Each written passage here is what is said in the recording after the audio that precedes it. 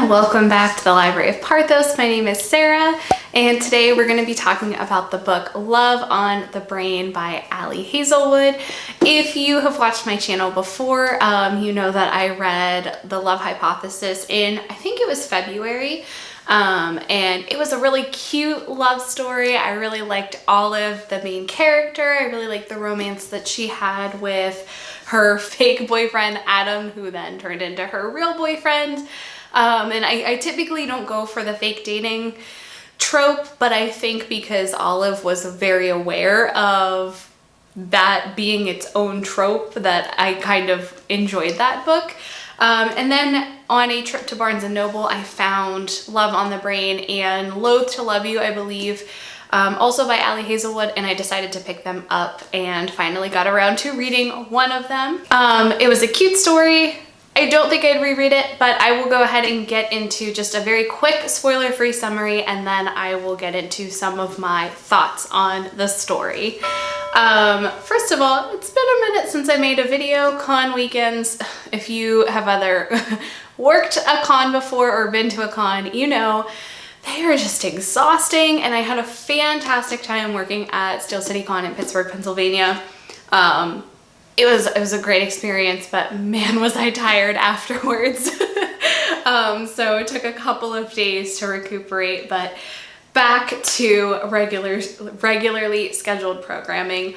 Also, I didn't do very well with my TBR this month. I think I read 2 books. Oh, I'm so embarrassed. So I'm not gonna really have a monthly wrap up or share a TBR for April because my March TBR is now my April TBR. This stack right here behind me, this is it. This is everything that I need to get through, and it's a lot. And there's so many good things in there. But you know how it is. Like, you have this stack of books that you want to get through, and then you pick up another one. So the struggle is real at this time of the year, but anyway, so the only 2 books that I read this month are The Ferryman and Love on the Brain.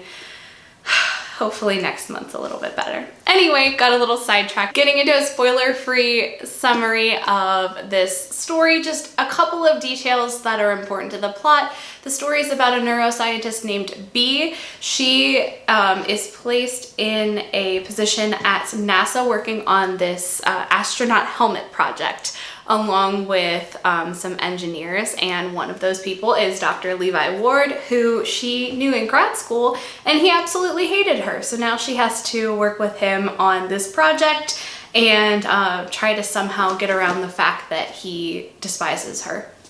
So that's about it. Spoiler free. Now getting into some spoilers and my thoughts on the book. When I was making the thumbnail for this video, I went with the word obsessed because that's how everybody is in the book. That's not how I felt about the book. It was good. I wouldn't reread it. Will I probably read more by Ali Hazelwood? Yeah. They're cute, easy reads, sure. But everyone was like obsessed with someone or something.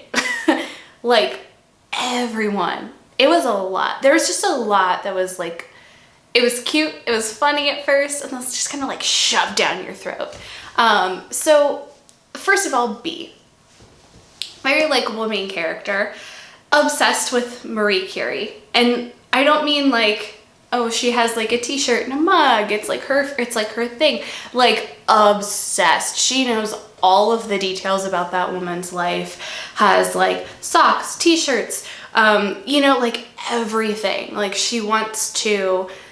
every moment of her life, she wants to be mimicking what Marie Curie did, to the fact that she wants to get married in her lab coat, like Marie Curie did, and get married on the same day that she did. Like, obsessed. I'm telling you. It's like the theme in this book. So anyway, she's obsessed with this scientist. And she has created this online like presence, this Twitter account that is what would Marie, I think it's just what would Marie do? And it's anonymous, completely anonymous, but she like people can post on there for advice. She just kind of shares things that are important in the scientific community. Like, you know how it is. And she has this other anonymous friend. I think his account is Schmackademics. She knows he's a guy. I'm not really sure how she knows he's a guy because she doesn't really know anything about him. But anyway, they are both happy to not know who each other are and just be friends and support each other. So that information is revealed pretty early in the book. Now, I don't know like what the intentions of the author were. Like, was it supposed to be, this is like a major spoiler for the end of the story, so I apologize if you're not quite ready for that. Is it supposed to be a surprise that the Schmackademics account guy is Levi Ward, the doctor that she hates, or the engineer that hates her guts and that is going to be working with her? Is that really a surprise? I didn't really think so. I wasn't shocked to learn that. Again, was it supposed to be a shock? I'm not really sure, but I was kind of like, I figured it out pretty early. Anyway, kind of getting back into the plot. So B has kind of been working this job it's not great. She doesn't like her boss. She's not really getting anywhere with her career. So she lands this Blink project with NASA, and this is supposed to be like the moment that makes her career, where her name is put on the map and she's kind of offered any position that she could possibly want. The downfall is she has to work with Dr. Levi Ward, who apparently avoided her like the plague in grad school. Could not stand to be around her. He looked at her like really weird all the time, just like wouldn't talk to her like a normal human being. Again, was that supposed to be convincing? I don't know, because again, I figured it out pretty quickly. And if like that's what I don't know, like, is it supposed to be a shock? And if so, I wasn't surprised. If it's not supposed to be a shock, that's cool. Like, I genuinely don't know what the intentions of Ali Hazelwood were. But all that to say, there wasn't much in this book that surprised me.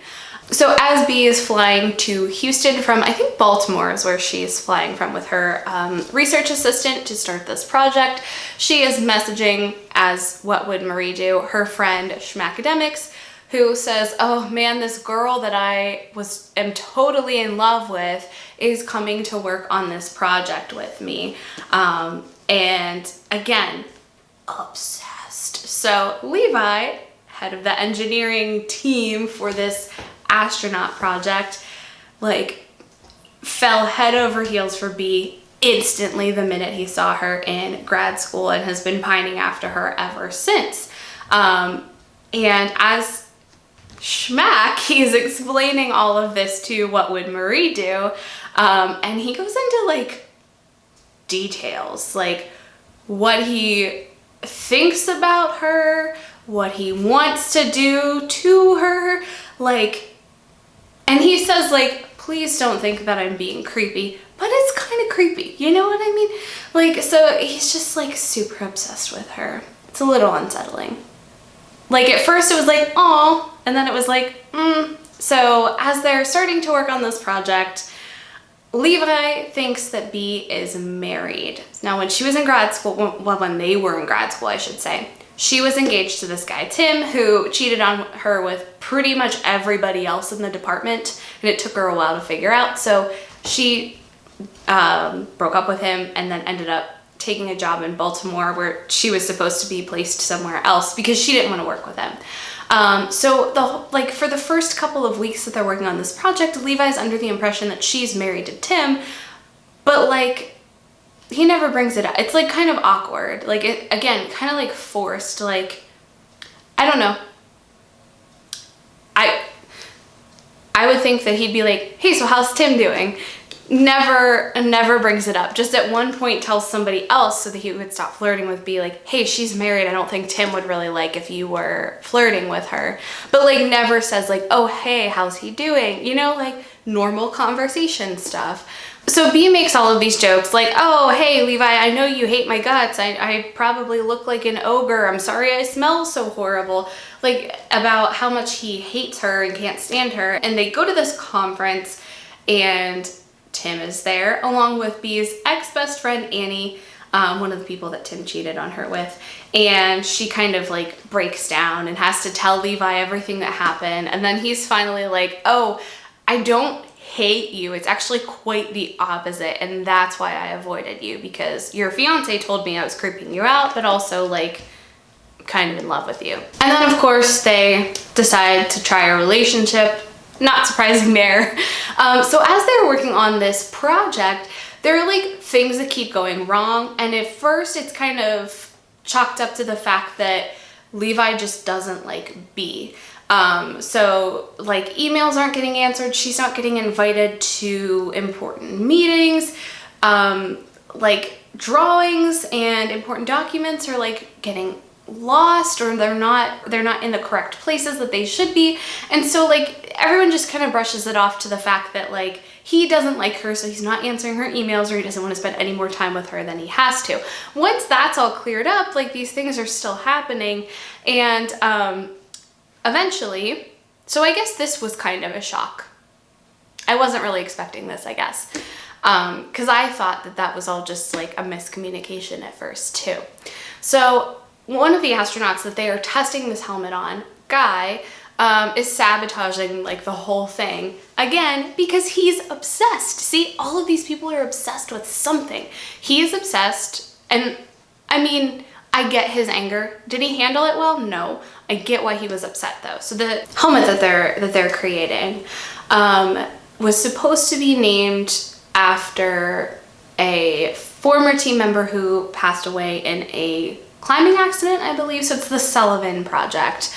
However, Guy, the astronaut that they're testing it on, was very involved, or claims to have been very involved in the initial design process. So he feels that it should be the Kowalski-Sullivan project, and is pretty upset that his name is not involved and he's not getting the credit that he should. So Levi, being the best friend of Peter Sullivan, the scientist who, or the engineer I think, who passed away, decided, hey, I'm gonna take over this project. I'm gonna make sure that it is finished. I'm gonna see it through from the beginning to the end. And then B is hired on, and Guy's like, great, they hate each other. This is gonna the whole thing's gonna blow up. It's fantastic. And then they end up like falling in love with each other. And so he fakes a seizure, or somehow induces a seizure. I'm not quite sure how that worked. That was a little weird. And ends up getting B fired from the project. I think she loses her former position as well. And she's just like completely humiliated, devastated. She tells Levi like, this isn't gonna work between us because I'm gonna have to leave and find another position. You need to carry out this project. Like, it's just not gonna work. And as she is in the lab, kind of clearing some stuff out, Guy comes in and confesses to the whole thing and pulls out a gun and is like, hey, you know, you weren't supposed to be a part of this, but now you're going to be so depressed that you jump off of the building. So he's a little bit nuts. Thankfully, Levi comes in to save the day, along with a cat who was living in the labs as well, and everyone is fine. Guy goes to jail, I think, or he's hospitalized. I'm not really sure which one. And Levi and B end up finishing the project. They both take full-time positions at NASA. Everything is fantastic at the end. So yeah, everyone was just like a little obsessed with something that it was like kind of overkill. So that was my issue, was like, oh my gosh, I get it. Like, another example of this, not really something that was important to the plot, but B, you like had all these phrases that were trademarked by her. So like she explains how there's the cute guy TM, there's the hot guy TM, and then there's like the nice guy TM. So like everything, every phrase is trademarked. And at first it was like, oh, this is cute. Like, that's a really funny idea. And then I was like, okay, another trademark. Cool. Glad we're here. Like it was just a little much. So as I said earlier on in the video, would I read another Ali Hazelwood book? Yeah, I mean, they're quick, they're fun. It's a cute little romance story. I like the whole Steminist perspective, but this one just wasn't my favorite. I definitely liked The Love Hypothesis more than I liked this one. So I'm interested to see what the other book, The Loath to Love You, I'm interested to see what I think of that. Maybe The Love Hypothesis was it. That was the only one I'll enjoy, or maybe this one was just not my favorite. But anyway, if you've read Love on the Brain, I'd love to hear your thoughts on it, whether they were the same or different. And if you've read Loath to Love You, I'd also love to hear your thoughts on that, spoiler free if you don't mind, until I can get around to it to see what I will be in for whenever I do actually start it. But that is the end of this video. As always, thank you so much for watching. Don't forget to like and subscribe, and I'll see you guys soon. Bye.